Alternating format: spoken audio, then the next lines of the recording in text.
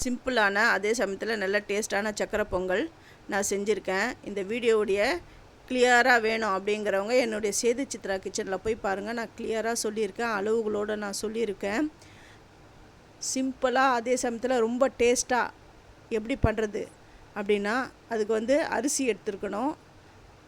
அரிசியை நல்லா வாஷ் பண்ணிவிட்டு அதை குக்கரில் அது மூழ்கிற அளவுக்கு தண்ணி விட்டு நல்லா குழைய வேக வச்சுக்கணும். அப்புறம் ஒரு கடாயில் நெய் விட்டு முந்திரி திராட்சை அதை தாளிக்கணும். தாளிச்சிட்டு அந்த வேக வச்சுருக்கிற சாதத்தை நல்லா குழச்சிட்டு இதோட சேர்த்துக்கணும்.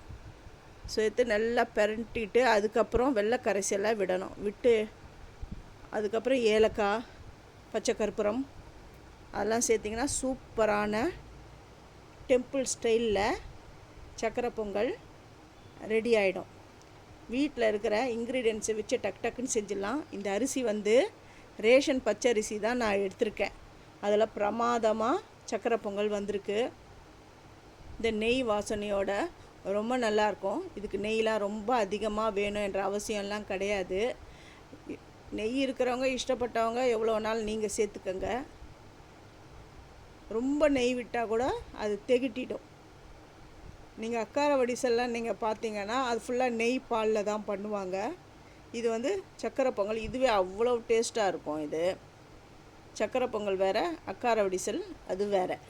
இது எல்லாமே சேர்ந்து வரட்டும். சாதத்தை எப்போவுமே குழச்சி தான் சேர்த்துக்கணும். நீங்கள் நல்லா குழஞ்சிடுது வேகும்போது நல்லா அந்த குக்கரை ஓப்பன் பண்ணும்போது நல்லா வெந்து தான் இருக்கும். ஆனால் இந்த வெள்ளை கரைசல் அதில் விடும்பொழுது எல்லாம் அந்த சாதமும் நல்லா விரைச்சிடும், முழுசாக நிற்கும்.